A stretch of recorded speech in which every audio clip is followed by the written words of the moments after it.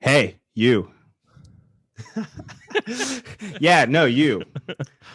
Got Bush? You definitely do if you haven't tried the best products from our sponsor today, Manscaped.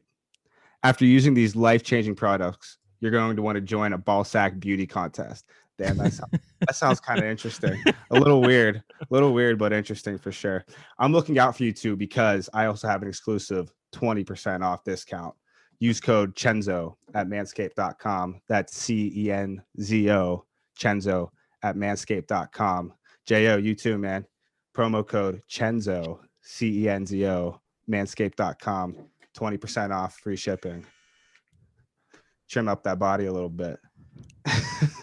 These things are the best. For real. Cenzo, I know you competed really good. Last chance, you were like dominating people, and they say look good, feel good, wrestle good. I mean, is it a coincidence? I'm always trimmed up before I wrestle, so there you go. And then you, Jo, have you ever used a trimmer? I do, right? But every time I've been, can you hear me? Yep. Yeah, we can hear you.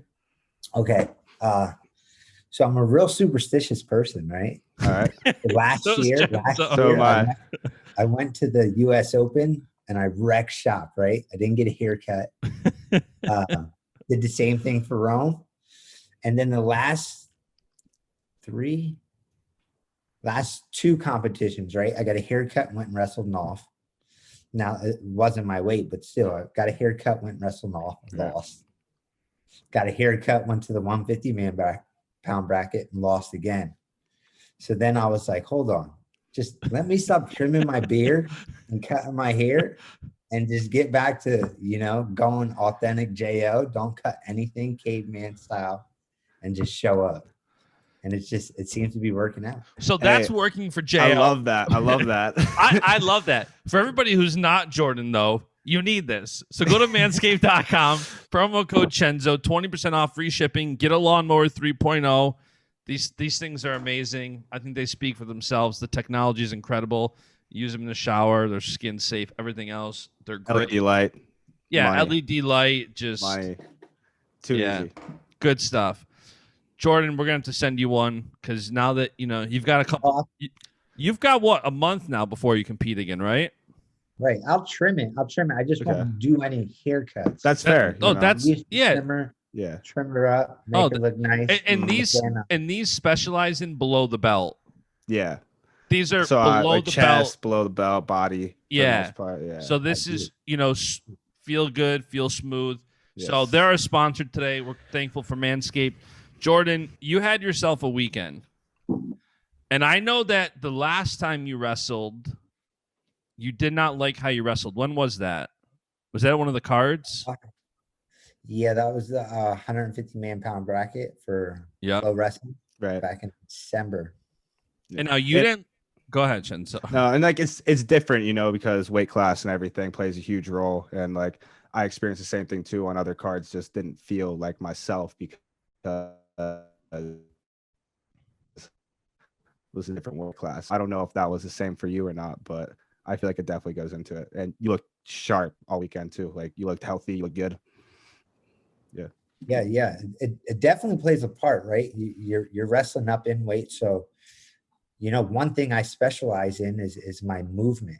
Mm-hmm. So even having a few extra pounds at 150 and the recovery process. Now, don't get me wrong, my recovery process was great at the trials. It looked like it. It was thicky JO a little bit. Yeah. Just the training wise, you come in at a certain weight usually. And 150, it was way different than 143, right? But I think what goes into it is really preparing. I thought I was really prepared for the flow event, but obviously not. And I think that was like a blessing in disguise, getting to go there.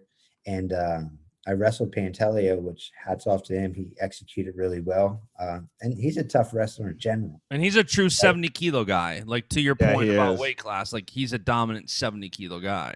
He wrestled at 74 kilos for last chance, and he looked every part of it. So and he might be short, but when I stood next to him, he got some guns on him. Oh yeah. Don't let it fool you, right? Yeah. So, but he brought something to attention to me, right? Which is, I'm happy that it happened.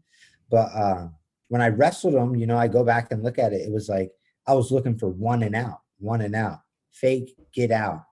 I wasn't wrestling at a 1, 2, 3 level, right? And something I did really well this weekend was when I needed to go score and when I put together scores, I was wrestling at a 1, 2, 3, 4 chain level wrestling. Right. And some of these guys, you know, I wasn't pulling out of fakes. Sometimes I was. And at this level, you know, Cenzo, it's Cenzo. You want me to call you Cenzo? Gotcha. Hey, it is what it is, man. I prefer people to say my name correctly, but it's cool, bro. This is the picture of the weekend, I think. This like summarizes your aggression. Like your shots and like your offense was off the chain. I think so too. Yeah, man. And like that match, especially, you were saying, you know, when you need to go get your scores, that was a match where you really need to go get one, and you did. Like, can you talk about that? Just like that last flurry there. And for those listening, we just showed a picture Tony Rotundo took of Jordan and Yanni. So he's talking about that match. So, you know, as you know, at this level, it's a chess game. Yes. Right. And one person that knows me better than anybody besides myself is Johnny. Right. We've trained together a lot. But, you know, going back to that match and going back to that flurry, to get to that shot, like I just was saying, we were doing 1, 2, 3, right? And I just scored on him with a fake post pull. He circled out. I hit him with a double and drove him out of bounds. And the score before that, same thing. It was a fake post, pull out of the fake, sidestep, right? Because Yanni was doing a very good job of throwing his backhand club, right? And I'm going to break it down for you because I was seeing everything. Do it. I love it. Yeah. Right? So I kept throwing a fake, and Yanni kept coming in and being very patient, keeping his hands down. He's throwing backhand club to knock me off my fake and put hands on me. And I remember one time in the match, it was when I got down 3-0 and I threw the fake again. I threw a fake post and I did my knee drop. But when I came out and he threw his backhand club, I did my little sidestep to see if he would chase it. And as I did the backhand club, as he threw his backhand club and I sidestepped, I watched his front foot mirror me and chase me. So he moved his front foot this much when he threw his backhand club. So I knew he was he's going to be a little bit off balance. He's not used to taking that step when he's training in the room. Right. And it was a game of inches. So the next time, being down 3-0, I'm like, I got to go get a score again through the fake post. And as the backhand club's coming, I threw the sidestep and I watched him mirror the sidestep. And as he did, I posted. And I had all intention of penetrating to the hips to a shot. But it just so happened as I posted him right by because he was off balance. And I was able just to basically grab the hips and spin around on the takedown. So when we got deep into the match, right, and I went up and I went down 3-2, but then I went down 4-2, we put together another sequence where I went fake post, sidestep, snap. And this time I knew he had pressure on him where he wanted to start to create distance. So as I snapped, I knew my mindset, you know, and reading them as we're wrestling is, okay, I can give up one here. I can't give up two. Right. So he's not going to stay into the post and the snap. So as I snap, I felt him start circling angle. And anytime I feel anybody starting to circle angle after my fake, I'm taking the double leg shot because two things happen. It's either I connect or I'm driving up and possibly getting a push out and just creating more wrestling action. Right. Yeah. So the first one, we got the push out, but the second one, right, I got back to the same fake sidestep, but same fake post snap. And we put together a 1, 2, 3 sequence. And all I'm thinking is I'm going to do the same sequence. I'm going to show it to him twice, you know, because to a lot of people, 23 seconds is short time, But to us as wrestlers, when we're on the clock, Right. 23 seconds is a lot of time to put together a lot of sequences. And, if you do a 23-second sprint, you're tired after that. Like if you're going for a score that entire time, Very tired. yeah, you're dead. So you got to be smart with it. Like, even when you go out and score right away, like if you ever notice when you go out and score right away and you look over and you're like, that was only 4 seconds, 6 seconds. Yeah.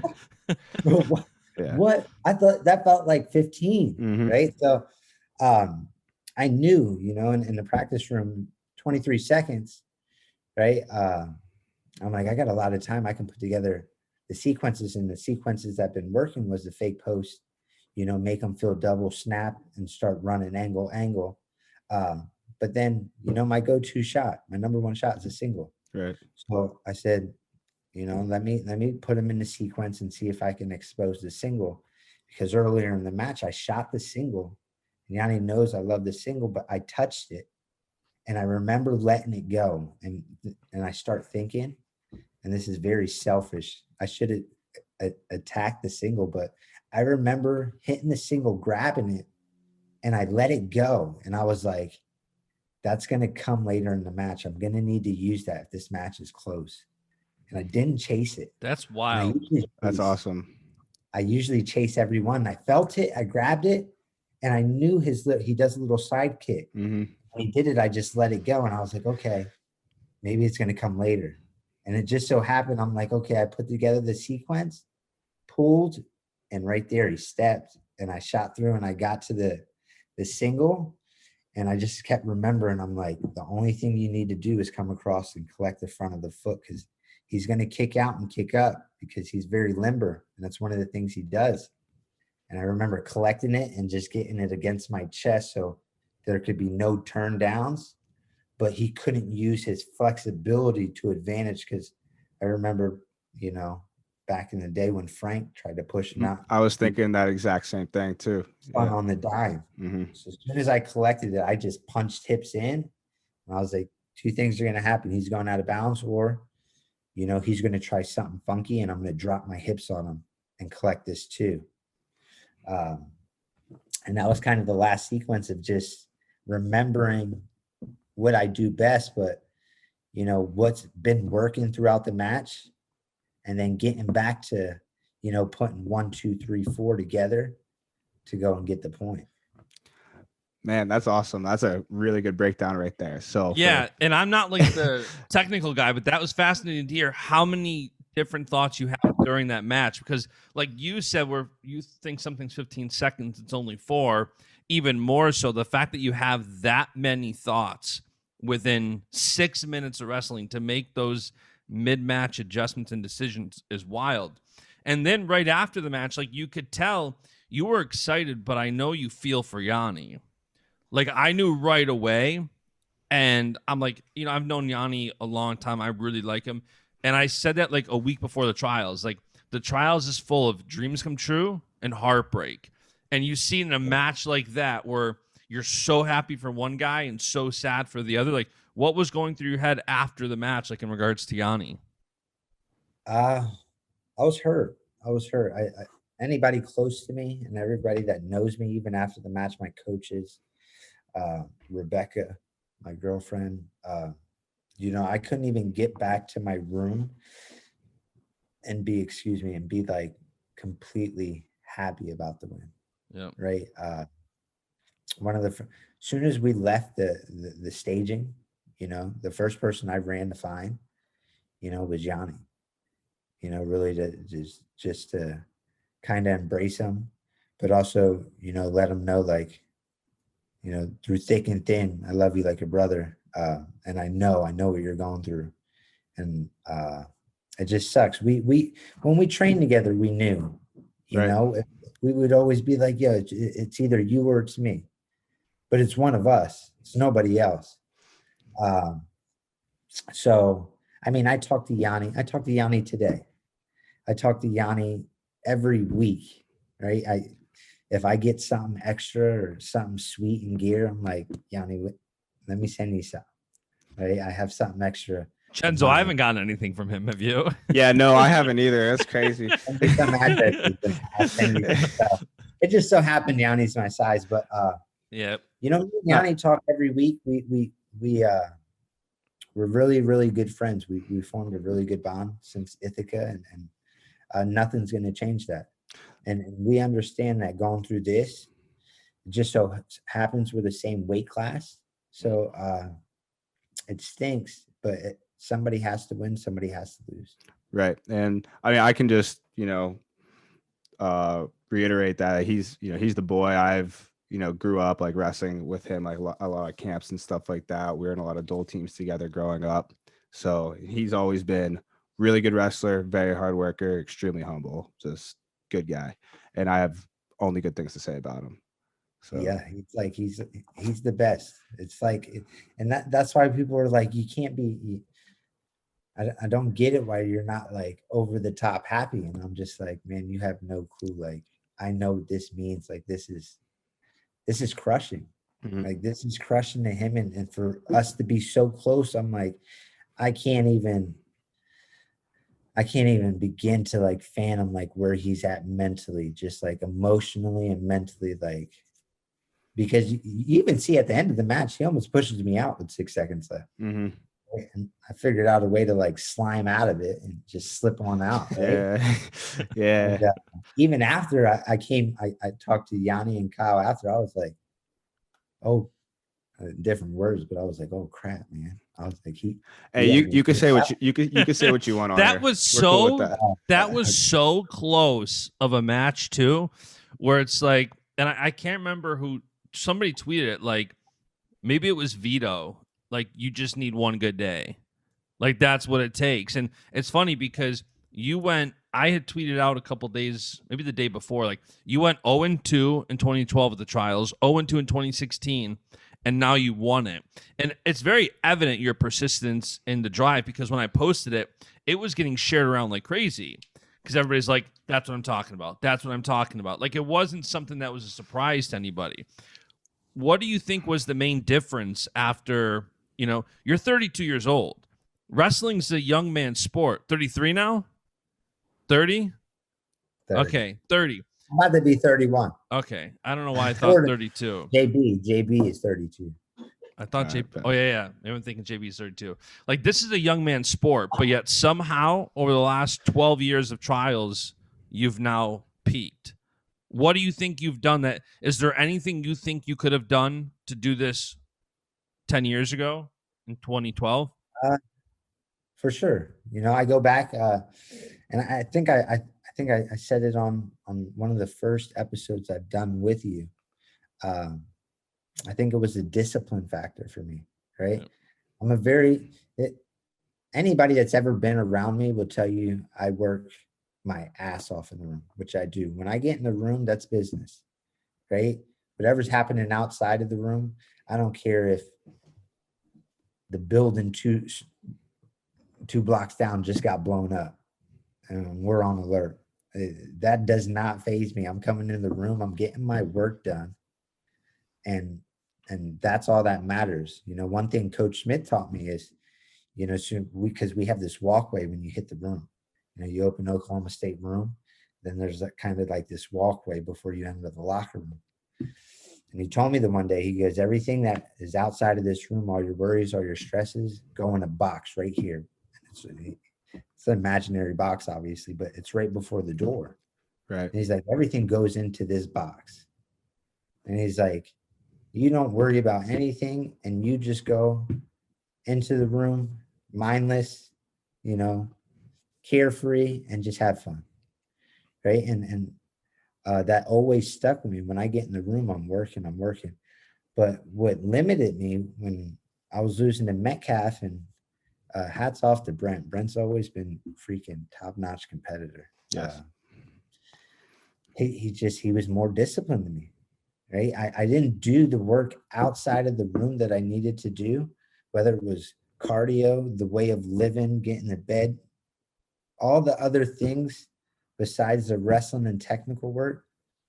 He was doing better than I was, period. Right. And it never allowed me to really put 110% into my confidence that I can beat Brent Metcalf. I knew technically I could beat him. Skill-wise, I felt like I knew more than him, right? Conditioning, doing all the right things outside of the room, I knew he was doing it better than me. And there was no way around it. And as hard as I trained, and yeah, matches were close, but and some got blown out of the water, but as hard as I trained and before I took the match or in match, those thoughts that run through your head, the same kind of thoughts that I'm running through when I'm wrestling Yanni, or those things pop in your mind. Yeah. Where you're like, I don't have the gas tank to go with this guy, or I am getting tired, or I can't fire 10 shots. I got Jordan, 3 good shots. Speaking of gas tanks, I think how the tournament played out, it's now even more impressive your win over Nick Lee. Yeah. Because Nick Lee is just to go out and then take out Zane and Yanni. He's taken out guys, Ironman and NCAAs. I posted out a thing like guys who he's beat. And I think your win over him, at least to me, is more impressive even now when you see, look what he just did. What was it feeling like for you? Did you feel a big difference? Like, I feel like if we talk about stock up on the show all the time, whose stock went up and whose went down. And even though he took third, I got to say Nick's stock went up. Like, he looked so impressive. Did you feel that in wrestling him? To be honest, his stock stayed the same with me. Well, you beat him. I think, Of course it did. yeah, but if you were to ask me last year after the U.S. Open, when I had the incredible run, I came off the mat, asked my coaches, asked my training partners, people in the room, freaking Nick Lee is good. Oh, yeah, man. I don't care what anybody says. After I wrestled him in the Open, yes, I teched him. Humble brag. Yeah, he's good. I whooped him, but he's a beast. but I caught him in a lace. Yep. Right? It's easy to say, okay, look at the score, but look at the match, right? I gave him, and I'll say, like I say to everybody else, I gave him sugar, spice, and everything nice. And this dude denied everything in the freaking semifinals of the Open. And I remember going duck, going pick, going single, going post. And this dude was just like, what the? Yeah. Everything off. I'm like, oh man, this dude's good. Okay. And I remember I free staked and I hit him with a double and I laced him and I got the tech, but I came off the mat and I was like, this dude can freaking wrestle. Yeah, man. This dude can wrestle. And he ended up coming back and taking third, which nobody puts any weight to. But on his way to third, I remember sitting down and watching him wrestle Molinaro one of the matches. And it looked like he drilled. When he hit his Polish, I was like, mind blown. I'm like, yeah, man. I can't even do that in a drill and hit it that nice. He does that little drag to like a step behind. It's nasty. Yep. Oh my, it was the most beautiful thing I've ever seen to this day. Right. So when he came through, when I got the third seed and I saw Nick Lee, Mitch McKee, I was already prepared to wrestle Lee. Right. Right. But I knew going into that match, I'm like, I got to go out and hit this guy right away. And I got to keep hitting him. And I got to keep making him guess. Right. And I got up big. Right. But there was one time in the match where I hung my right hand. I remember tying him and I went over the top. And one of my things with him was if I'm going to tie with my right hand, I'm going to keep him tight to me so he can't do his little shimmy pass by. Yep. He does a beautiful job with his shimmy pass by. But the second thing is I'm not going to shoot singles because this guy has a very, very good run around to a re-attack single. Mm-hmm. I was like, I'm going to stick doubles and I'm going to keep sticking them with doubles, which played a good part in my match against him. Right. But I remember hanging my right hand one time in the second period, and I felt it, and there was nothing I could do to stop it. The dude not only is good technically, he's very, very strong. He's so strong. He's very sound in his positions. So when everybody was like, yo, he just teched Zane, that didn't surprise me, because not only can he wrestle, but now he wrestled Zane that he probably wrestles on an everyday basis and knows Zane's tactics. And if you give somebody that can wrestle, like Nick Lee can, which he's a very good 1, 2, 3, 4 wrestler, as you can see, he goes freaking re-attack to inside trip to Polish to pull you down to run other angle. The dude has a very good chain wrestling system. So anytime, like when I was watching him on the backside, and they're like, he beat Zane like that, I'm like, because he knows Zane better than probably anybody else knows Zane and how Zane's thinking. Yeah. But the dude can wrestle. And then Yanni, Yanni was surprising, but also Yanni's a wrestler, right? When you put two guys and don't get it wrong, like Yanni and Nick Lee can wrestle again, I think. They're gonna have battles for years to come. 100%. And it could be a way different match. It could be different every time. They're both scrappers. Yeah. Exactly. They both go out and wrestle, right? And it's like, who had the better the better match that day? And I don't even see tactics with those guys, because they're just go out and let things fly. Right. And when you get two guys like that, matches are not only exciting, but one day one can win by 10, and the next day the other one's winning by 10. You're like, well, who's winning the third day? And you're just never gonna know. And that's a NCAA match we might even see next year too, which is kind of crazy, because those are two very high level good wrestlers. And so you're telling us now that Nick Lee's going to 49. We'll see. Who knows? Cat out the bag, huh? Oh no, I don't know for sure. I didn't know Yanni was going up for sure or not, but see, maybe he goes 41. Yeah. But those two are going to have some battles throughout the years, and hopefully, I can keep holding them guys off when I continue the rest.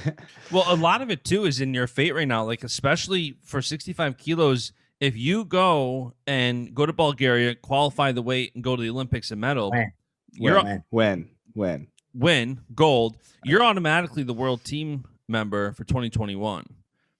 So it's like a lot of it, which that's a whole nother year of, you getting better too, aside from them. But, before we even talk Olympics in Bulgaria, last match, because your breakdowns have been fascinating, your match with McKenna, I need to hear the... Yeah, I'm also super intrigued now too. So Joey's always a fascinating one to wrestle, just because not only is he intelligent in his wrestling and in his positions, he brings something to the table that you don't see often, right? He's a left leg lead, right? And I don't know if Nick is a left leg lead. I think he switches sometimes. But Joey's a very, very, very sound left leg lead, right? Very good in his position and very good at executing.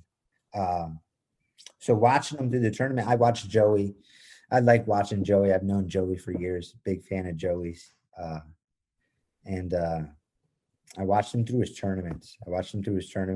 And I watched him through the tournament, specifically the Zane one, because me and Yanni were supposed to be on that mat, right? So we were in the thing about to get staged. We were in the staging area, and then they hit us with this big psych. Right? They're like, "No, you ain't wrestling next. Go back. We're bringing Zane and McKenna on the mat." So we were like all hyped up, and then they were like, "Calm down. We're gonna put another match before you." So they got put on the mat right before us, so it gave us an opportunity to watch. And when we were watching, one thing Joey had developed this year that he hasn't been doing is he's been faking at that lefty single and then coming back to a high crotch right into a rolling crackdown. It's like one of the most beautiful shots you see when it's executed correctly, and he set it up perfect against Zane. Yeah, and executed it. But if you see him in previous matches and previous tournaments, he's hitting that shot. I think the first time I seen him hit it, he was wrestling. It's either Nashon or Gross. On one of the flow cards, he hit it. And I remember just my eyes opening up and being like, he's hitting a lefty high C. I sat in his corner for the Gross match on the flow card. Was it that match that he hit it? I know he was hitting he was shooting doubles from space in that match a lot. It might have been the Nashon match. So it was Nashon, because Nashon was the week before too. Yeah. Yep. So I remember him hitting it. But even with the Gross match, he was hitting almost the Wada shot where he's going 1, 2. He was collecting. He was collecting 1 and then almost hitting his single and covering 2. Right. And both of those times it clicked to me, because the shot he's hitting is attacking a lefty, right? And to me, I'm like, okay, he's developing a lefty feel, right? Because he wants to attack that left leg, and I'm a lefty. I'm a big lefty. Right. So to me, I'm already engaging him. I'm like, okay, he's getting ready for me. Like when we wrestle, he wants to understand, okay, I got to attack this left leg. And you know, one thing that worked in previous years was Metcalf hit me with a lefty high C. And then you watch Zane. Zane hits kind of that same, he shows you righty, but he reaches backhand and pulls himself into a single, or that kind of Wada movement shot. One of the guys that been at Penn State for years training, the Japan dude. Yona, yeah. Mitsu. That's where we get it from. That's his shot. Yep. I watched him win gold with it in 12. Shot the same shot every day for a year. Yep. So I start putting everything together. So I'm like, okay, so Joey's getting kind of with this shot, Zane's getting this shot, and Yanni kind of start hitting it too, right? And that engages lefties. So to me, I'm like, these guys are preparing for me as well. With this shot, they have me in mind. So when I was getting to Joey, I knew right away, I'm like, okay, he knows I got a double, right? And that's something that stuck with him just from the open. But preparing to wrestle Joey and knowing he's developing these lefty shots was, for me, you know, the first thing I'm thinking about is anytime he fakes, we're not going to get extended with our hands, right? I'm going to stay balanced to where if he snaps, I'm able to get down to the mat. But if he starts to push, one of my best attributes is rolling with the punches, right? I start hitting angles, juking one side and taking another angle, and making guys chase. But for Joey, it was, okay, I'm going to react head and hands down. I'm not going to get extended, and I'm going to respect every fake. But when he does go, head and hands down is going to ensure that I don't go straight leg with my left leg. So when he attacks and he goes to shoot that left-handed shot, I'm catching him in my net, right? Or my hands are blocking him, and I'm able to bounce off of him and roll out to the angle, right? One thing I didn't do well was I didn't make him pay. I'd bounce off and roll out, but there was no reattacks to make him feel like, okay, I can't take this shot no more, right? So that kind of allowed Joey to keep making motion from space. But one thing Joey forgot about, it was my best shot, right? My best shot was my single, right? So he did a great job. He came out, he's a lefty. So he developed circling over his left leg and circling away from my left leg, which is making me reset my feet. Every time I'm turning, he's trying to make me reset my feet so I can't pop shot, right? And there was a couple of times I tried to hit him with a double, and since he reset my feet, I couldn't get through him, right? And he was catching me. So I kind of, you know, started throwing fakes and trying to close the gap with Joey. You know, fake and keep him off balance, right? Fake anytime he wanted to press forward, fake, keep him off balance, try to open him up with a double. But I knew at one point when he tied with me, You know, the single was going to open. He's thinking double. He's thinking double. When do I go to my single? Right. And at the time, I remember the first match, I was up 1-0, and I'm like, I'm not going to force nothing, because not only does Joey have like good position, but if you get under Joey, what people don't know is he has a good front head and chest wrap. His front head is very good. He has a good gut wrench, good front head. He's good at all that stuff. Yes. And if you let him on top of you, he can turn you. Mm-hmm. Right. So I'm like, why force anything when I'm up 1-0 right now? Right. Stay solid with your defense. Keep this guy guessing. If he over pursues, hit him with a double. Right. But then I ended up getting put on the shot clock. And then that's when it came. Right. Fake, make contact. Joey stopped circling, got long with his right hand, start hanging it. That's it. And I just pulled, and boom, I hit the angle on my single. He fell right in front of me. And that kind of secured the first match. Right. But going into the second match, it was almost kind of like the same thing. The second match was more so, okay, I'm going to put hands on this guy this match so I can open up my single. Just let me get to my single and let me make things work. Right. And he ended up getting put on the shot clock. But as you see right away, the second match, I'm not as in the open.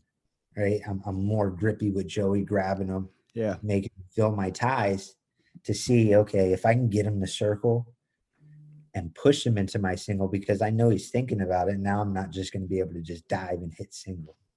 Right. So now he's thinking about single and double. So,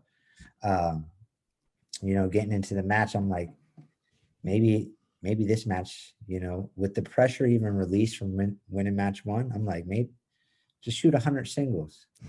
But then again, I'm like, I couldn't go there because Joey's good, right? And freaking front head, mm-hmm. Right? So it's like there's the devil on my shoulder here, like, Jordan, punish this dude, shoot 1,000,000 singles, you're all right. But I got the freaking angel on my shoulder that's like, listen, don't go out and blow this match. You know what I mean? Don't put yourself in positions that favor Joey, right? And just wait and be patient and score when you know it's time to score. So I got the shot clock point, and right there, I was like, now it's time to go create a single, right? And it just so happened I was able to hit the single. I got to the single. And you see, as soon as I get to the single, Joey started adjusting, and I do a finish I never do, right? As soon as I felt him start adjusting and trying to cover hips, I went outside and started running him and knock him off, so he couldn't like get his hips on me to be able to lock around me, right? Whether it was front head or chest wrap. At that point, it was like either knock him off, right, and no score happens, so he doesn't get into position, or it was maybe I get through him and it can turn out really big, right? And I ended up running it down. I felt him kind of almost do like a split. You know, when you're in that single position, you go split and you kick the back hip back. Yep. And I felt that, and I'm like, I closed the gap and I fell into my lace. Now, me being greedy, I should have just laced it out. But I was watching him, and I was trying to end things in style. And I pushed into him, and I started lacing, and I felt him, like I'm watching his hands, and I felt him post both back. And I just went fishing for his head to try to stick him. Right. So I let go of the lace instead of getting the tech. I'm like, I'm about to pin this guy. And I jump up and I'm about to grab, and he responded and almost got behind me. And I'm like, I got greedy. I could have ended it. And, you know, once I took the 5-0 lead, I'm like, you know, I want to keep scoring. That's who I am. That's something I need to improve on, especially if I want to win gold. And it's something I was doing great last year at the Open as well. I think there's a lot more pressure this year, obviously, the circumstances. But at the Open, it was like score, keep scoring, keep scoring, keep scoring. Give guys no even chance to even think they're in a match. Whereas this one was very tactical. Let me score. Let me win the position battles. Let me win the shot clocks. Let me win the push-out battles. And if I got to win 3-0, it's 3-0, but it was a very sound match and no, technical or tactical errors on my side that put people in the match. And so as soon as I got up 5-0, I'm like, listen, they're going to have to caution me out of this match. Yeah. Right? For me to lose this one because I'm staying in center. I'm grabbing hands. And if I feel any type of danger, I'm popping them, level changing. But I'm going to keep this guy in front of me and make him, have to really over execute something to really open me up and score. And then doing so like that against me, I'm ready to try to steal easy snag, sting shot, easy go around and extend the lead. But I didn't have to. And, it was those guys, when you're wrestling those guys, they know you well, right? It's always my biggest challenge, I feel, was always to make the team, right? Because these guys know me so well. And my style is great, but them being able to have eyes on me, hands on me, training with me at all the time, it only hurts me. Do you think that's an advantage for you now going to Bulgaria? Do you think going to it's a huge advantage? Yeah, like I love wrestling. Go ahead. No, I was going to say, it sounds like that's a huge advantage for you, even confidence-wise and your mentality going in, where you have these guys. Like, there's some good guys going to Bulgaria to try to qualify their countries. But as you're talking about making the team, one of the most difficult aspects being guys who know you, you lose a little bit of that, and that goes into your confidence bucket to go to Bulgaria. Right. I think it's a huge advantage just because it's two different things I know these guys have seen me wrestle, but it's two different things to see it and to feel it, right? A lot of these guys here at the U.S., either I train with or we've wrestled multiple times before, right? So to see it and to feel it are way different. These guys that feel it know, okay, I can get to this position, or I got to keep hips in this position, or when I reach, overextending and my legs are getting long, right? That's a feel. That's a feel. When we're wrestling, that's a feel that you need to adjust yourself and to really build the confidence when you're getting touches against me. Right. But when you're seeing it and you're just watching it from afar, or you saw me at one tournament and you're like, oh, I can stop that. It's way different to go out and execute and stop it.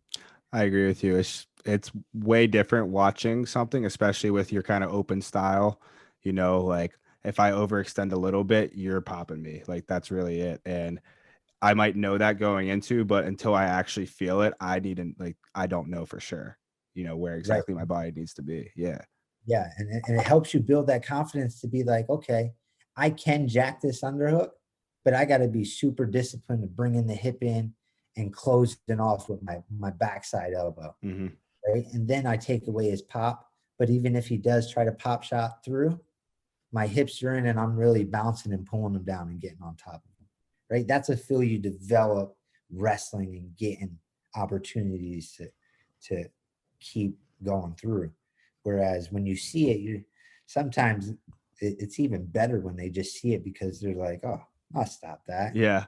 Now, and I got this. And then all of a sudden it's like, boom. Mm-hmm.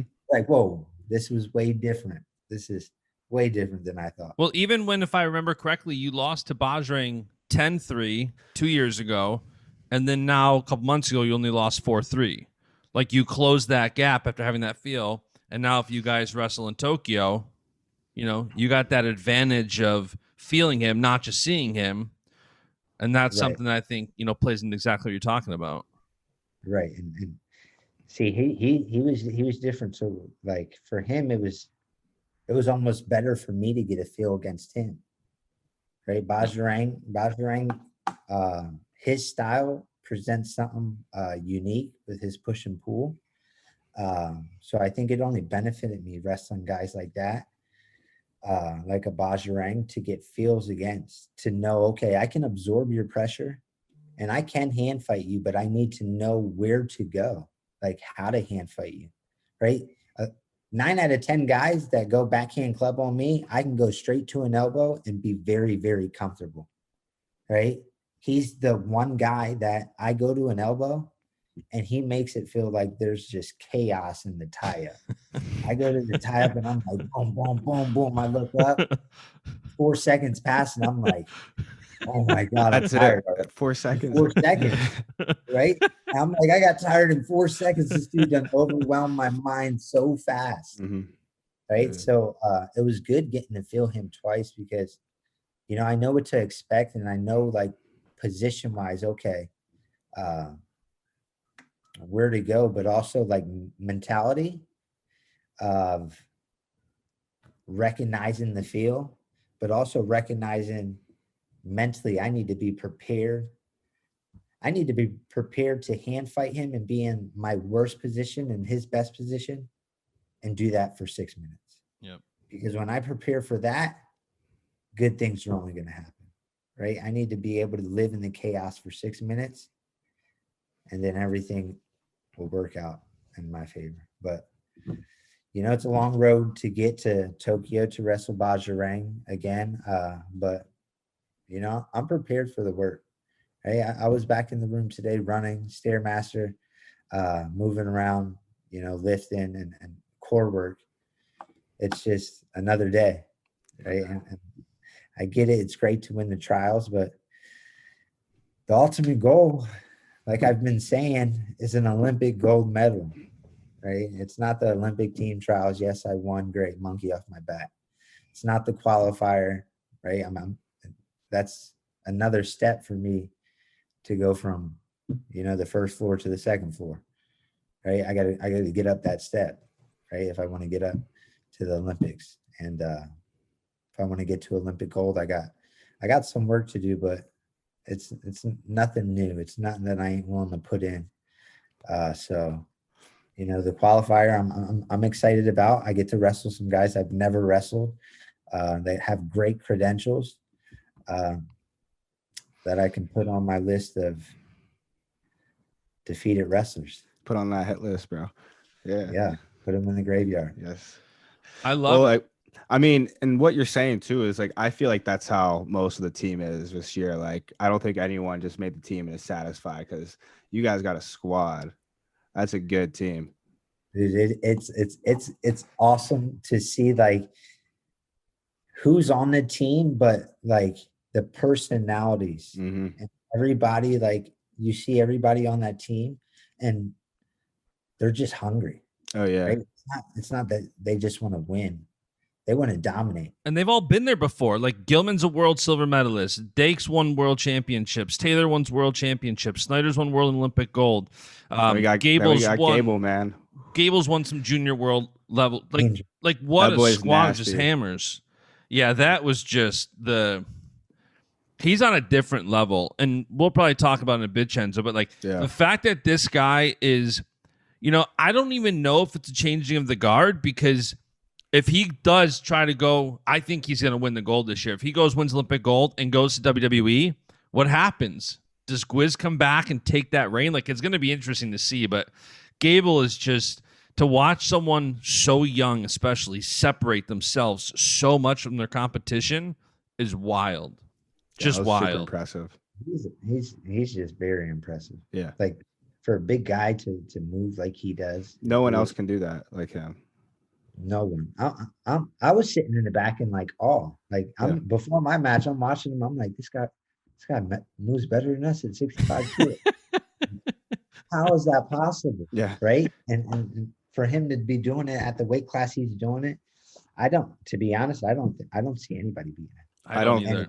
I think we're all on the same page with that too. It's like how, like, and you know, a lot of those good heavyweights on, you know, the world stage, they're going to come out and take shots on Gable and he's just going to run around them. I don't know how they're going to compete with that.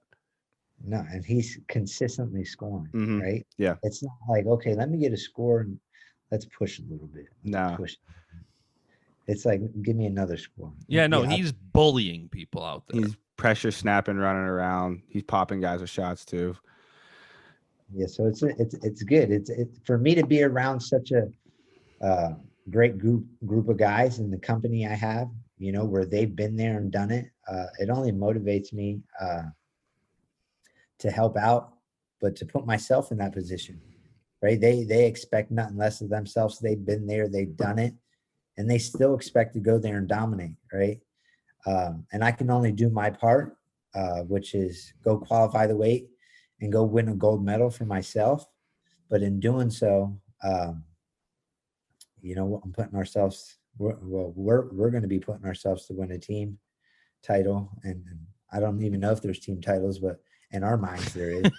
Right? Hey, if there isn't one, we're making Yeah. one. Like that's it. Me and Justin give out OWs for tournaments all the time. Yeah. That don't exist. We give out fake awards all the time. Yeah. We're like, we got 6 champs. We were the team champs. Don't matter. Yeah. There's no team title, but USA, if we did it by points, we won. Right. We won. Yeah, and that's all that matters. Yeah. So, based on the medal count. All right, I do want to go back to one thing. You were talking about your discipline and everything like that, and I could even see that in you with just the way your body looked and everything like that. Like, was your weight cut different for this than it has been, maybe previous years or anything like that? So last year I got really, and I'm not, shout out to, who first and foremost helped me night and day was Coach Jones. Coming from the USA team, coach, and then Arizona State, and being able to work with him, he took things and broke it down to a science. I mean, this is what you can eat. This is the calories. This is the work we're doing. Even went so far to be like, you like Reese Fast Breaks, or you like this ice cream? Boom, you can have this once or twice a week as long as you run. Reese Fast Breaks are the best candy bar out there, by the way. Hands down. All right. Hands down. A fast break, though, or the Reese Christmas tree? Because those things are just fast break. Well, back in the day, I would have took a Hershey's s'mores bar, but they stopped. Those are also really good, too. Really good. Yeah. But the fast break tops that. But if Hershey's ever watches this, bring back your s'mores bar, please. We might have to clip this and put it out and tag them. Right? Let's see. But getting with Coach Jones, and then, Kyle Dake. Kyle Dake is a guru of the things you do outside of the room. So when I got to Cornell, Kyle really elevated me with really eating naturally, putting only the good things in your body that's going to benefit, and really stepped me through the process of, you can eat good, right? And you want to eat to fuel your body, and then your body will take care of you, whether it's injuries, whether it's repairing itself, and all of that jazz. So getting with Kyle was on another level of the things he was doing. I've heard about some of his stuff, yes, because he's the blue light blocking and the high pH waters, and freaking just getting all your minerals and vitamins, and it is absolutely mind-blowing, and cutting out any processed foods and going just all natural and finding everything that's non-GMO. And he freaking took me to another level with it, and being able to do so.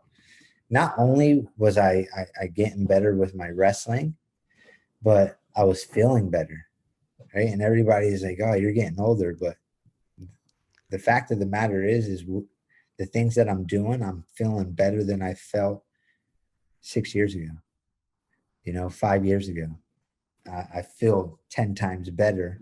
I'm recovering, and I'm able to perform at a higher level. Would you say you're getting younger? Would you say you're getting younger? Sure, I'm getting younger. I felt good. after one of the matches. I think somebody tweeted and was like, "Ageless JF." Yeah, bro.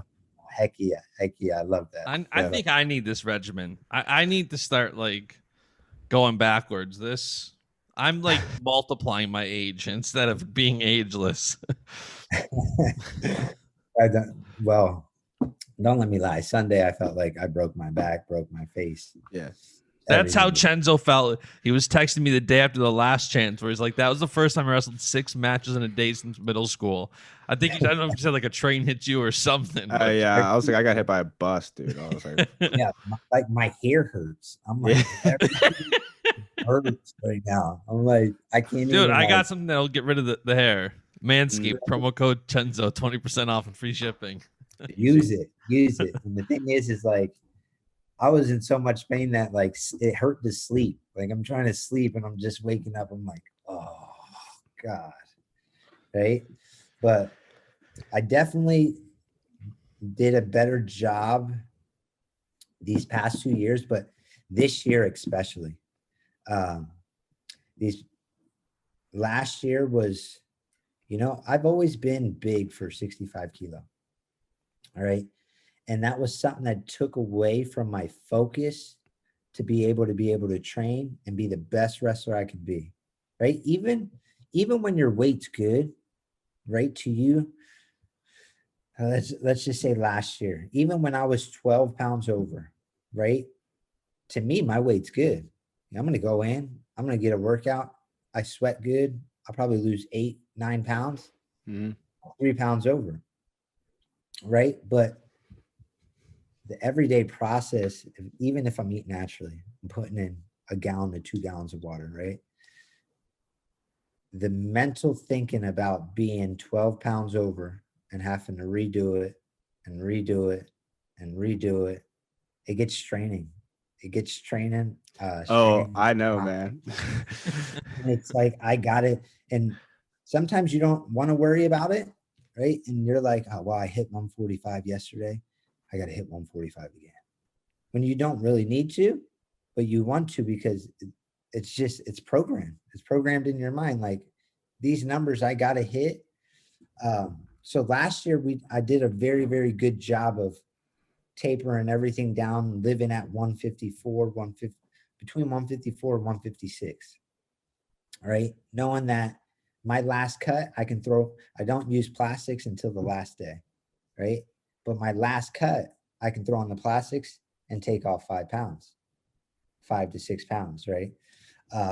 So last year I had a very good regimen of, staying within, 12 to 13 pounds, right? Coming in the workouts. And it worked very well for me, but I was also competing a lot more. And then getting ready for the Olympic trials, I think it was at like 10 week mark. I went out to Arizona. And if you go to my Instagram, you're going to see, I posted a picture. It's me, Burroughs, and Henry Cejudo. And if you see in that picture, I'm bigger than Burroughs. Right. And this is like 11 weeks out. Right? I'm like, I went into camp at like 174 pounds. Burroughs was 173. Right. Yeah, bro. That's like bigger than me right now, too. Yeah. Hey, this summer, and they seen I was 187, 188. Just lifting and getting creatine and protein, just stacked up. But a good 180s, whatever. Yeah. Oh, I still had abs. It was great. That's sick. I was like, Probably felt awesome. You're getting a good 5 minutes on the treadmill. That's it. Yeah. We hit 5 minutes and I'm like, woo, that was a good run. Yeah. I look at the distance, it's like 0.17. We're out of here, right? Yeah. But this year, right, and that kind of threw me right into it, right? I did the 150-pound bracket, and after my cut, I was 147. But I went home for Christmas. And me going home for Christmas is like the worst thing ever. I'm like waking up eating 10 chocolate chip cookies with freaking eggnog and then breakfast, like, and my aunt and my mom are just whipping up French toast, like, oh, what do you want to eat? I'm like, well, give me some chicken parm. And they're just making all my specialties. So I'm like, can't say no. Say no. But then when I got to that camp and I seen Burroughs, right? And me and Burroughs wrestled. It was like, it just opened up my eyes to a new world, right? Because I was like, there's levels to this. there's really levels to this, because I've wrestled burros before and I was like, oh, we're good. I was able to maintain, and I wrestled burros at the camp, and it was just so overwhelming. It was so overwhelming. I remember going, I sat next to Kenny and I'm like, yeah, there's levels to this game right now. And I just might have been just out of shape. Yeah. I'm never really out of shape. I was just heavy. So I'm like, to endure him at the time was a lot. But I got to camp and I was a little heavy, but right there from that 11-week cycle on, I made it a point. I went and wrote down numbers on my calendar, and I'm like, these are the numbers I'm gonna hit, and this is it. I don't care if I gotta hurt, but this is what it's gonna take for me to feel my best once I hit within those 3-week markers and to maximize my training. So like, even I remember leaving the camp and we had 10 weeks and I put, I should run upstairs and get the paper. I put like at 8 weeks, I was like, I'm coming in to practice at 158. No question about it. That next week, I'm like, that next Monday, I'm coming in, and I was giving myself high numbers, right? 158, low would be like 156, right?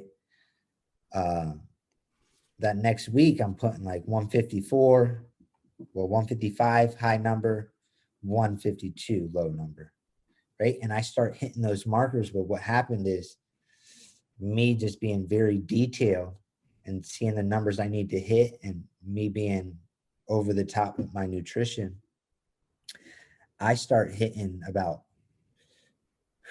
3.5 weeks out. I was weighing out at like 146, 145. And I was coming in at 150. I remember it was like 153. It was 10 pounds. So 9.7, if you want to be exact, with 143.3. Yeah. But I'm like, for this week until I get to about 3 weeks to 2.5 weeks, I was like, I'm going to put myself through hell. I was like, I'm going to go in the morning and run for 30 minutes. And then I'm going to Stairmaster for 30 minutes. And then I'm going to bike for 10 minutes, right? And see what I get to. And after I was doing that, I was leaving my morning sessions of just cardio at like 2 pounds over. And for a week, for that half a week to a week, I literally came into practice almost not totally hydrated, but holding weight, like simulating coming off of a scale. Right. So I'd come into practice, I'd leave, let's just say I left at 146. I come into practice ready to go with Quincy, who weighs 168, right, at like 149. Legs are jello, not fueled, like fully refueled. And I go to work. It was a great day, right? And then that week, that half a week to a week, I had a terrible, terrible week just because my legs were jello. My body's trying to respond, but I got hefty Quincy Monday. It was just freaking on me, right? Yeah. And I told him, I pulled Quincy to the side. I said, don't feel bad for me. Just don't feel bad for me. If you can bury me, I want you to bury me. I want you to beat me so bad, right? So I almost mentally trained in those weeks, but my weight got so good. But mentally, I went to a place that nobody else could take me, right? I went to a place that was like, I'm not gonna cry. Not cry, but I'm not gonna complain. I'm not gonna cuss. I'm not gonna do nothing. I'm just gonna get through this workout, right? And whatever coach says after, if it's sprints, I'm gonna do the sprints. And if it's dummy shots, I'm doing the dummy shots, but I'm not going to show no emotion, and I'm not going to give myself a way out, right? I got taken down. I didn't get pissed, slammed my hand. I still got up and tried to beat him back to the center. Boom, back to wrestling, right? So then when I got within like 3 weeks to 2.5 weeks, I felt amazing coming into practice at 151. 8 pounds over, 7.5 pounds over, and I'm wrestling my practices and I'm leaving like 144, 143.5. And I'm like, I'm there. I'm right there. And there's no third workouts involved. I used to do a lot of third workouts. So when I got, for 3 weeks to 2.5 weeks, I was training on 7-8 pounds over. And once I got to trials, we got there Tuesday. We got there Monday or Tuesday. And it wasn't like, okay, how much weight do I got to lose? What do I got to do? Where's the gym to do this and that? I got there Tuesday and I'm like, yo, let's get on the mat. I need a good wrestling. Let's wrestle. I wrestled Tuesday, Wednesday, Thursday. And then Thursday night, I did a weight cut, right? I did my weight cut, made weight. I woke up that morning, I ate and drank, woke up that morning and did what I usually do. I took off 1.5 kilos, right? To wake my body up because we're going to be wrestling right away, right? But also I fueled my body through the night. So when we wake up, I have something to run on. Right, yeah. And then I have a great recovery system. I don't eat solids the first hour. I barely eat solids throughout the day. If I do, it's like whole fruits. But I have this recovery system of where I do shakes. Yeah. For an hour. I have one shake, and I can't chug it. Right, my first drink off the scale can't chug, and it's like the worst thing ever because when you come off the scale, you're like, I'm about to pound something and kill it, right? So I had this recovery system where, I do 10 minutes of my first shake that I have mixed up. And in that shake, I'm hitting, my glucose, my BCAAs, my electrolytes, and my carbs. But I use liquid carbs, right? Because you put your body through so much that if you eat, that's more for the mind and the full feeling, right? Whereas if you can just let your body rest, why not? So I don't do anything that's over room temperature, right? So my body don't have to work to metabolize, to heat it up and spread it, right? And I only do liquid like carbs and things like that. So my body doesn't have to break anything down. So as soon as I put it in, it's dispersing it and it's using it. But now my body's not working. I worked and did my weight cut, right? Sorry, my cat. I worked and did my weight cut. I did all my work. Right now is my time to relax and recover. So I got to maximize it, right? So I do like liquid carbs and things like that. So now my body's using it right away. So one shake is 10 minutes. In between 1 and 2, my second shake, I do 10 minutes of room temperature water. Then I have why room temperature water? Just water that sits out. It's not cold. No, why though? Because you don't want to put anything in that your body needs to warm up to disperse. So if I give you cold water, that's why people like drinking cold water. They're like, oh, it spikes your metabolism, right? It's good, but not in a recovery sense, right? I need water, but I don't want cold water to where my body has to work and spike its metabolism. Now I'm burning more calories. I'm starting to sweat again, right? I want room temperatures. As soon as I put it in, that makes sense. My body's like, it's good to go. Disperse it to the muscles, get it to the places it needs to be without having to spike metabolism or make my body work on the inside. Yeah, I'm not running, but my body still will work. Right. Yeah. Down. Yeah. So right? When you weigh in, you chug cold water, you start sweating. Every time. Yeah. And you're shivering. You're like, oh, cold. Yeah. You're like frozen. So it's like, no, that makes a lot of sense. Yeah. So that's why people are like, dude, he has to be a huge 65 pounder. I maximize that recovery, and within the hour, it takes an hour, right? First shake, 10 minutes. In between the shakes, room temperature water, 10 minutes. Second shake, 10 minutes. In between 2 and 3, 10 minutes of room temperature water. Third shake, 10 minutes, right? that's an hour long of where I'm just slowly putting in what my body needs. And then after, right, we get 2 hours off the scale. After, I eat something that I do every day, right? Whether it might be oatmeal, it's usually fruit like blueberries, red raspberries. Mm-hmm. But I put something my body's accustomed to that I do every day to put weight on my stomach, more for my mind, right? Because you don't want that empty feeling. But if we're going to be very technical here, your body's not going to break down that food and use it until later, maybe after 8 o'clock that night, going into the second day. Yeah. Right. So really, that food and all that stuff people are eating, it's for their stomach to get that full feeling, but to make their mind feel good that, oh, I ate, I feel good, my body's going to run on it.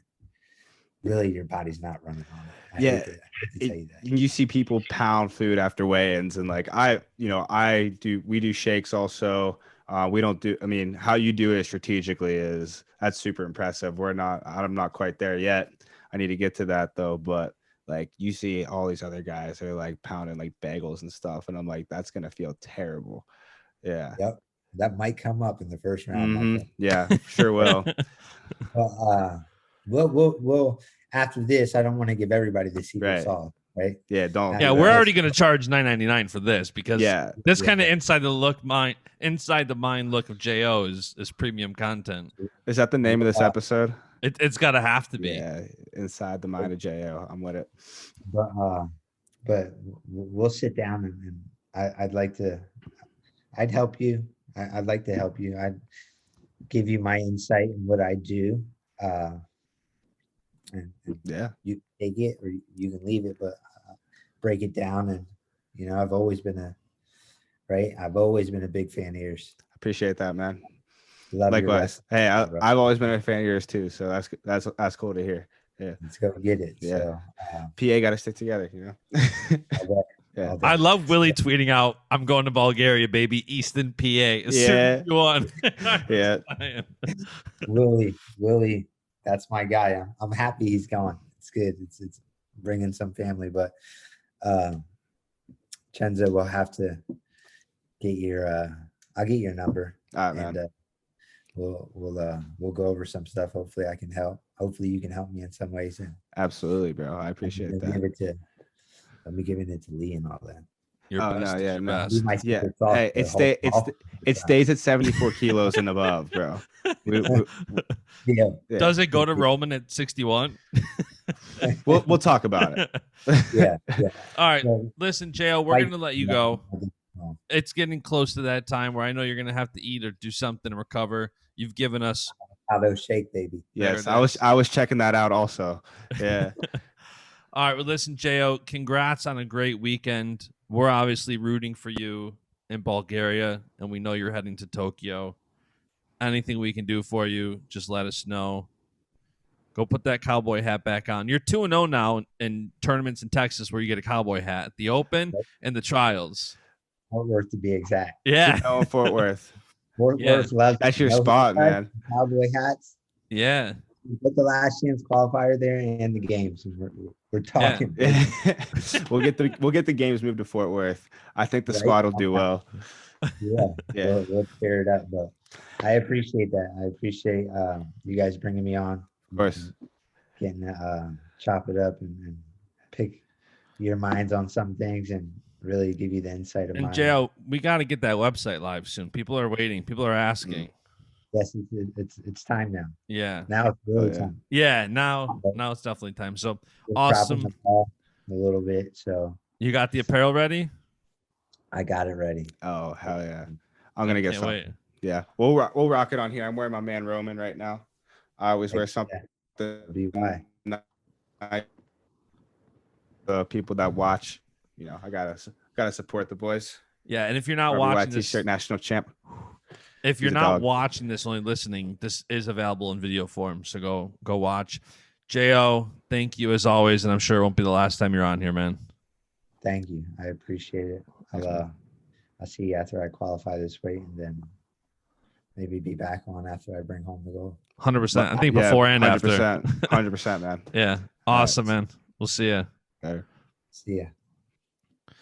All right. So, Jo, always entertaining. It's always Absolutely. so great to hear inside of his mind. And the initial plan was to do a full trials overview. I wouldn't even call it a recap, but a full overview because there is so much to talk about. I think for the sake of time, we talk about the trials for a few minutes, talk about a few things, and then maybe the next episode we'll do a full kind of Olympic trials overview. But there are some things that I'm curious about, especially from your perspective being there. Number one, I led the charge on Twitter. I was bent out of shape that you got robbed by the ref. I was just like, and we kind of talked about it that I'm not a big like ref hater, but I was pissed. Like you're up 3-2 and he literally gave Chance the match. Like, yeah, I mean, I'm not gonna complain about it or argue or anything. It is what it is. I need to score more points. One takedown's not gonna cut it. That's pretty much it.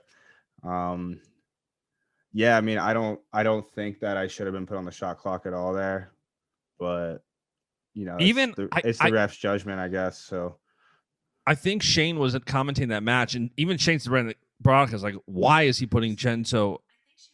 What the Siri just going off? I think everybody has something to say about it. Yeah, even Siri doesn't agree. But Shane was like, I don't know why they put him on the clock. But you know, you lost to him 5-0 at the last chance when that was your 6th match, and now like that match went how I thought it was going to go, like a fresh Cenzo. Like, yeah, I mean, it was a good match, you know, and he's a good wrestler. We both made some good adjustments from even the week before. Yeah, man, like I just didn't get it done. That's really it. I just need to score more. But enough about me. Yeah, so Nick Soriano out with COVID. That sucks. I feel for Nick. Yeah, that was terrible. Like I had heard it and I was texting you like, dude, is this really true? And you're like, yeah, it's nuts that he literally took an Olympic red shirt. He didn't compete this year at Rutgers, and I saw him at COVID testing. I saw him there, but I didn't think anything of it. And there was kind of like, I wouldn't say like commotion going on, but like I saw Nick at COVID testing, and there was like he was talking with some officials or something. I don't know who was there or not, but like I saw him, didn't think anything of it, and then it came out later that day that he tested positive. And I heard he had no symptoms. I heard it was just like, I don't know. I feel for him though. That's super unfortunate because from Nick being here for a year, just even though it was a while ago, getting to know him, that dude would not put himself in any position that would jeopardize his wrestling whatsoever. And he does everything the right way. And, I only feel bad for him. That's really unfortunate. Yeah. Same with, Imar announced he wasn't competing. Mm-hmm. He texted me a little bit. I don't know if this is out there yet, but he's going 79 at the Open. So, I know he had shoulder surgery, and I'm not sure if it was, we haven't seen him compete since like October 2019. And that's something that can just change your body completely too. So, we'll see. We'll see him soon. Hopefully he's healthy and doing well. He says he's coming to the Open. Oh, that's good. So that's the USA Wrestling hasn't announced it yet, but that's in a couple weeks. So end of the month, USA Wrestling will probably announce it. The 20th, Tax Day. Jaden not competing. That's unfortunate. Yeah. We were kind of texting about it. It's one of those things that I don't agree with Mike Novogratz and everything he says, but I like his thought, which was fine him $1,000 and let him wrestle.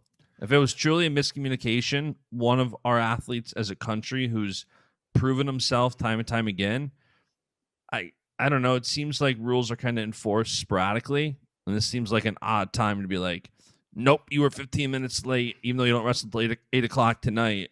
Like, well, all I'm saying is if that was me, then there wouldn't even be a case. Like, I'm not wrestling no matter what. And somebody had said that, like, if this was a Greco guy, would anybody be talking about it? And I think that was like part of the difference, though, is Jaden Cox. Like, he's a world champ and Olympic medalist. Yeah, and that's why it's like, rules are rules. I agree, you got to enforce them. I think it's good for the sport that he wrestles. I think him and Snyder is a match so many people I wanted mean, to see. I wanted to see that. Yeah, Yeah. I really wanted to see that. So it's a bummer from a marketing standpoint. I think, Captain America Snyder has proven that he can win medals. But anytime you have two guys at a weight competing for a spot to earn medals, I think that's good for the country. So I was definitely bummed about that. He seemed like he was in good spirits. My guy Kendall sent me a picture. He signed an autograph that said like 96.9 kilos. Like he signed that under his name. Like he's obviously taking it in good stride. Like he's not. Yeah, I mean, that's a dream crusher though. It's like it's hard to like if he's gonna be upset, and everything like that. I mean, I feel like he has the right to because we work, we put everything into this, and for weigh in at the wrong time or to get to weigh-ins late from I guess a miscommunication standpoint or whatever happened, like that's surely something that's worth being upset about. Yeah. Another thing that caught my eye, Jenna Burkett, her and Helen match. I love Helen. That series was unbelievable too. Unbelievable. And Helen's a good friend of mine. She's a client of mine. Like I'm rooting for her, but like I also really like Jenna. Like she's a good human. And you could see her pain. Like she was shouting out, like, "I'm sorry, Mom," like after she lost. Like that's heartbreaking. Like there was a time when it looked like she could pull off the upset. Oh yeah. And Helen's part of the gang now, so yeah, I'm team Helen, but you can't not root for Jenna after. She's always been a competitor too, I mean, if you watch wrestling, you can see that. But man, like it's we're rooting for both of them. It just is what it is. Yeah, I hope Jenna just keeps on wrestling. Mm-hmm. I hope, that to push Helen to 3 and have it be so close. And you could see Helen's emotion after that match when she made the team. Like, that Helen's a type who, like, she's more introverted. And she's more like, she'll cry after a match or like almost be in disbelief. Like, that was the first time I've seen Helen, like, let's go. Like, she was jacked up. I love seeing that. Something I'll ask you about that I was curious about before your battery dies. What's your battery at right now? Let me see. We're at 5%, so okay. We're doing all right. So a thing I'm curious about is people wrestling back. You saw some of it, and you saw a lot of people not the next day. I know you were kind of banged up, so that's why you didn't. Are you surprised by the number of people that didn't wrestle back? No, I mean, even healthy or not, it's hard to wrestle back in a tournament like that, and you have to give a lot of credit to those guys who do, and especially those people that compete hard on the backside. Shout out Nick Lee. Yeah, it's not easy, and it takes a lot. It takes a lot of mental toughness too. It takes a lot of focus to like, hey, like I'm not accomplishing my main goal here. I'm not accomplishing my dream, but I'm still going to stick this out and, be the best that I can be in every situation, which, so hats off to everyone who, really did that. Yeah. And I had a feeling it typically happens at the trials where, some of it I get, like you were really banged up. You weren't going to wrestle. Gabe Dean, he came out just for, to try to make the team. He's not wrestling back. Some of the guys, like I know Dayton Fix, I don't think didn't wrestle back. James Green didn't wrestle back. It was just interesting. You obviously never know the perspective of right. You don't know everyone's story behind it too. Yeah, and like Dayton, he's obviously had a taxing, college season after he just got off of a suspension. So it's one of those things where even one of the guys that we'll talk about more in depth, but like AJ Ferrari, that dude is a warrior. I just keep becoming more of a fan.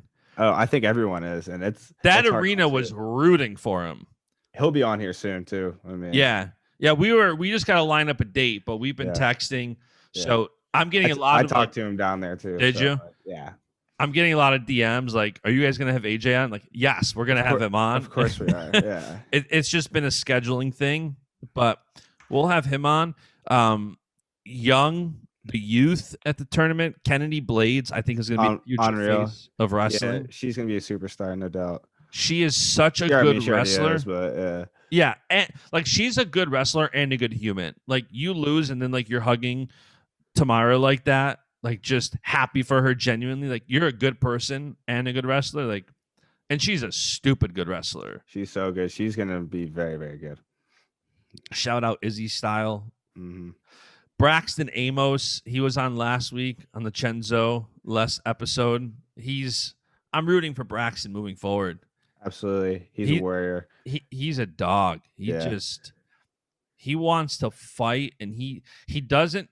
When you talk to him, he's wise beyond his years. Like he talks very maturely. He's got a good mindset, a good perspective that I think the sport can get the best of people and their perspective, especially when you're really good and you have so many people that are giving you so much and kind of coddling you a bit to kind of maintain a proper perspective. Like I'm really, really, really good.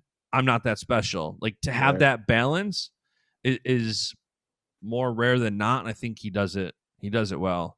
Absolutely. James Porter, Greco, won last chance and then made the Olympic team. That was pretty cool. Impressive. Yeah. I didn't follow his story. Some guy, by the way. So like I follow the Greco storylines and like that story I knew I was watching. I literally caught crap on Instagram or Twitter because, you know, I see a gap in media coverage. I try to contribute to the solution and put something out. Right. So I'll put like graphics out. I've got a team of designers that can help me. So I'm doing this to help. Some guy was pissed that I didn't put out Greco graphics. Come on, man. I know, you know, here's men's and women's. And I wanted to tweet back and be like, okay, I see a gap. I try to contribute. Go contribute. That's your thing. Hey, if you want, I mean, you're not getting paid to make graphics. Right. If we want the Greco, graphics, then yeah. And it's like, do it. And there were far more people that were happy of the number of graphics that we put out and stuff we do. But it's just funny. Like, guys, no, I'm sorry. I'm not going to cover Greco like I cover men's freestyle. It's just, it's not going to happen. Yeah, the slip roll, man. Yeah, it's so couple more things. Heavyweight, we kind of touched on it with Jo, changing of the guard. I'm so curious. Like, Gable could probably wrestle heavyweight and make the team for the next 10 years. Like, he's 20 years old. Yeah, I mean, it's easier. It's easy to say that now, but 100%. Yeah, at that level. Yeah, he is young. He's 20. He's correct. That's what I'm saying. Like, you know, not everybody can do that, and who knows who'll come up. And you know, but it's interesting because this would technically be a changing of the guard. Like Gwiz has held down that spot, and now Gable comes in and just Gable dominates him, and now it's like he might go to the WWE. It's a very interesting situation you don't see often. Yeah, we'll just, for me, the way I'm looking at it is I'm gonna appreciate Gable's wrestling right now, and just go from there. Whatever happens, happens. Yeah, and I want to go into the matches. I think we're going to have to save that for an episode. I think so too. I want to go through the men's freestyle finals and weights, and some of these women's weights were really, really good. I also want to talk about the Burroughs-Dake GOAT conversation. I started a tweet that got a lot of activity saying that Burroughs, I think, is the GOAT. And I got a lot of pushback with Cal and John Smith, and I love Cal. I think all things considered, I would put Jordan at the top of the list because of what he's done, not just medal-wise. Like, yes, Cal went undefeated in college. Yes, John Smith has more gold medals than Jordan. Jordan's also been the face of the sport, built a brand for a long time, and has over 600,000 followers. Like, that wrestling's never seen that before. Yeah, he's been pretty much the face of U.S. wrestling ever since I've been watching freestyle.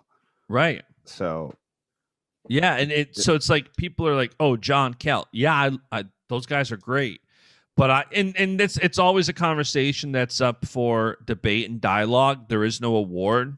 We could potentially give one, but we can. We're pretty good at that. Yeah. I got Jordan as the GOAT in basketball, but if there's two Jordan GOATs, that'd be pretty cool. Yeah, I definitely think. And we'll talk more about the Jordan Dake match in future. This year especially is interesting because if Dake medals, which I think he will, he has the world team spot. Yeah. I mean, so Jordan's going to decide. I think he'll win. Yeah, I do too. I think maybe Sidakov beats him. That's going to be a match. If not Sidakov. So I think Dig takes, depending on. Here's the other thing that's interesting is he's not seeded because he's coming down from 79 kilos. So he could have Sidakov, first round, which will be interesting. But we'll get into that. We'll get into some of these finals. We're going to save that for episode 111. For now. Real quick, who's your tournament OW? We got tournament. I'm going to give it to my boy Thomas Gilman. Yeah, Gilman's worthy. He looked awesome. Nick Lee, I don't know what it is, but his wins over Zane and Yanni, I'm giving it to Gilman because he got a lot of crap going into the tournament. A lot of media saying that he's regressed since coming to the NLWC, and he dominated the whole tournament. And NLWC, by the way, with half of the men's freestyle team. Half. Like you have Gilman, Snyder, Taylor, and there was a couple people on Twitter like, oh, well, some of them are implants. Who cares? So what? Yeah. That's welcome to professional sports. Right. That's how it goes. Yeah. Right. Like yeah. I don't know. Like I think he wrestled awesome. Yeah. And then my match of the tournament, gotta be Zahid Bo for me. That was those guys are both really good. Yeah, I was happy for Bo. That match, he was fired up. You could tell it meant a lot to him. I think both super unbiased opinions by me. Yeah. Also. Yeah. Bo, I think a lot of people know he's going to MMA and they know how focused he is when he gets something in his head. And I don't think people were expecting him to be in the finals of this. He's just a gamer. He's freaking good. Yeah. He's a Bo knows athlete. wrestling. Yeah. He sure does. Bo knows wrestling. But yeah, Nick Lee. Right. I mean, can I give the OW to a third place guy? You can give it to whoever you want. I mean, you can give it. Hey, you can give it to anybody. And it's your OW. Yeah, I might. I gotta give it to Nick Lee just because I'll take it. I'll let him know. After I got crap for not giving him more Hodge votes of mine, because apparently you have more than one vote according to people. Yeah, I'm gonna give this one to Nick. Yeah, I guess. Yeah. All right. With that. Promo code Cenzo, manscaped.com. We'll be back for more off. Trials talk. Free shipping, 20% off. Lawnmower 3.0. CENZO, Cenzo. Yeah, Cenzo. All right. See ya. Oh, yeah.